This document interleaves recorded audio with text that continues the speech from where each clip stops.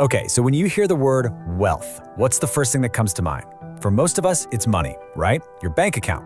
Well, what if I told you that's only a tiny piece of a much bigger picture? Today, we are diving into something called the 7 Jurisdictions of Wealth. It's a really powerful framework from the Above and Beyond Leadership Network that completely reframes wealth as a whole ecosystem. So, let's get into it. And this question, this is right at the heart of everything. It's such a powerful metaphor for untapped potential, isn't it?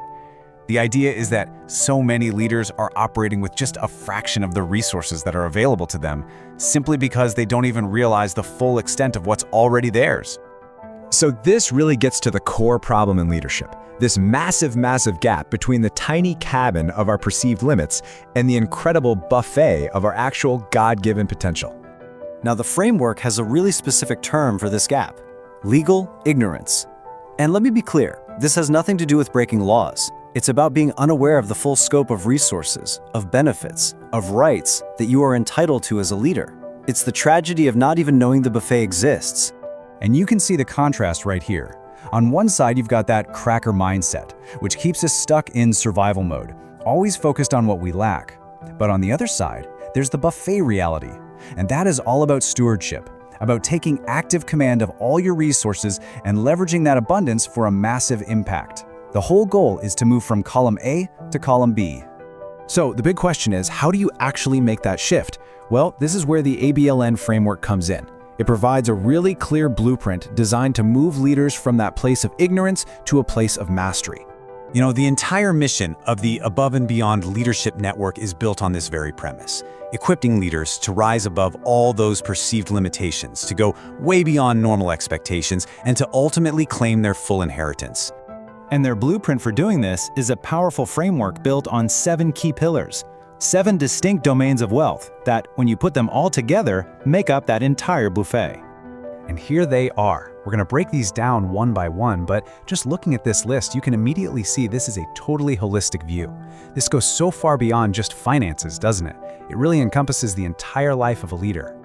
Okay, so the framework starts from the inside, and it works its way out.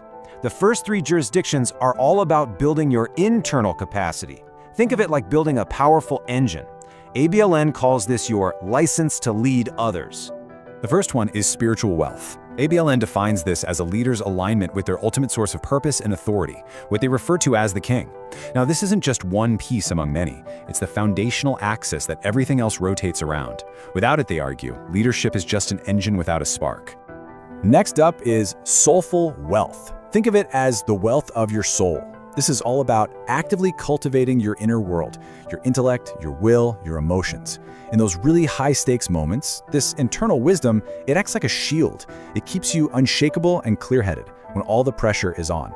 And the third part of this internal engine is physical wealth, and this is treated as a truly strategic asset.